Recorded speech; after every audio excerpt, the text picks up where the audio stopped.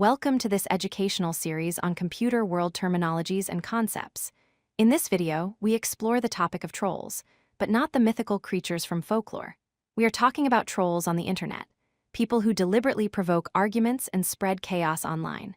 By the end of this video, you will understand what internet trolls are, why they behave the way they do, and how their actions impact online communities. Let us begin. A troll is a person who deliberately posts inflammatory, offensive, or provocative messages online specifically to provoke emotional reactions and disrupt normal interactions. Trolls use social media, forums, comment sections, and gaming platforms as their hunting grounds. Their primary goal is to elicit strong emotional responses from others, whether that is anger, sadness, or frustration. The attention they receive and the chaos they create gives them satisfaction. This is the core definition of internet trolling. The word troll comes from Scandinavian folklore, where trolls were depicted as antisocial and quarrelsome creatures. This term was cleverly adapted for the internet in the 1990s. On Usenet forums, trolling originally referred to inside jokes among experienced users who would tease newcomers, known as newbies. However, by the late 1990s and early 2000s, trolling evolved into something more intentional and malicious. It became deliberate provocation designed to upset others, and this behavior spread rapidly across forums, chat rooms, and message boards as the internet expanded. Research reveals that internet trolls often exhibit four disturbing psychological traits, collectively known as the Dark Triad. First, sadism, the tendency to derive pleasure from causing others pain and emotional distress. Second, narcissism, characterized by excessive self-importance, entitlement, and a constant need for admiration. Third, low empathy, meaning trolls lack genuine concern for how their victims feel. And fourth, manipulation, the ability to skillfully exploit others and orchestrate situations for personal control. These traits enable trolls to continue their harmful behavior without guilt or remorse. It is important to note that trolling behavior correlates strongly with psychopathy, narcissism, and Machiavellianism. Why do people become trolls? There are several key motivations. First, entertainment. Trolls seek amusement and thrills from provoking reactions in others. Second, power and control. By disrupting conversations and upsetting people, they exercise dominance over online communities. Third, attention-seeking. Trolls crave visibility and relevance, and they get it through disruption. Fourth, venting anger. Many trolls channel frustration, rage, or personal resentment toward their targets online. The underlying driver connecting all of these motivations is powerlessness. Many trolls feel powerless in their offline lives. Trolling provides anonymity, distance, and a sense of control without real-world consequences. This makes it an irresistible outlet for their destructive impulses. Trolls employ several tactics to maximize disruption. First, inflammatory posts. They deliberately craft offensive comments designed to provoke anger and strong reactions. Second, derailing conversations. They hijack discussions and redirect them away from the original topic. Third, spreading misinformation. Trolls post false facts and conspiracy theories to confuse and upset communities. Fourth, sarcasm and mockery. They use aggressive humor to ridicule, demean, and undermine other users. The key enabler behind all these tactics is anonymity. Trolls exploit pseudonyms and the distance provided by screens to evade accountability. Without fear of real-world consequences, their behavior intensifies dramatically. Anonymity is the ultimate weapon in a troll's arsenal.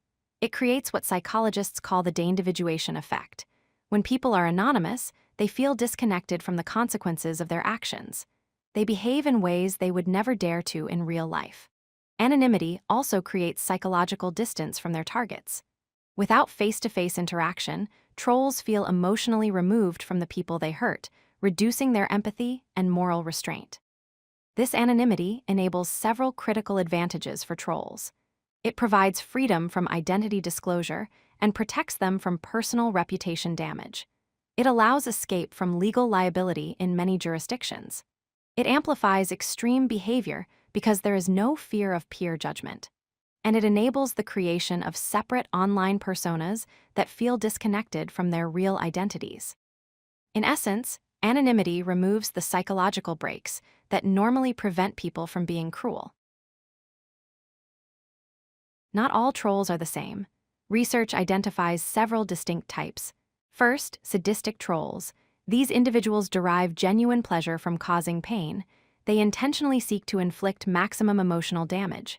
Second, playful trolls. They view trolling as harmless humor or inside jokes. They are less deliberately malicious, but still disruptive. Third, situational trolls. These are ordinary people who troll under specific circumstances, such as when they are in a bad mood, when they have been exposed to prior trolling, or during heated discussions. This type is particularly important because it shows that trolling is not always a permanent personality trait. Fourth, agenda-driven trolls. These individuals push specific ideologies, misinformation, or propaganda. They are motivated by ideological convictions or political goals. The key finding from research is that anyone can become a troll under the right circumstances. Trolling causes serious harm. At the individual level, victims experience psychological damage including anxiety, depression, low self-esteem, and in severe cases, post-traumatic stress disorder. At the community level, trolling erodes civil discourse, drives away legitimate users, and silences voices. Victims often practice self-censorship, avoiding sharing opinions and thoughts online.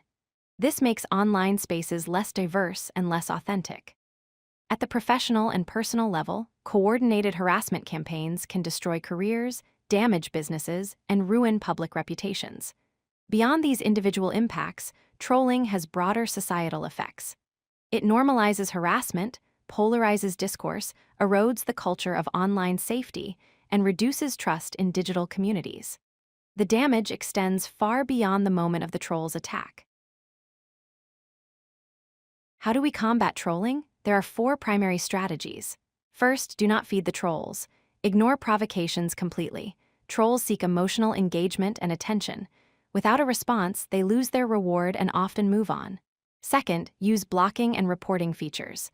Most platforms provide tools to block accounts and report abuse to moderators. Use them. Third, establish and enforce clear community policies. Communities that set ground rules and enforce them consistently see less trolling. Fourth, stay professional. If you must respond, do so calmly and with facts. Never match a troll's hostile tone or language. The golden rule of dealing with trolls is simple: do not feed them. Trolls thrive on attention and emotional reactions. Silence, blocking, and professional moderation are far more effective than arguments or confrontation. Remember, engaging with a troll almost always makes the situation worse.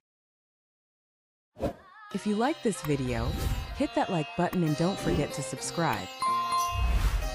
Visit codelucky.com for more such useful content.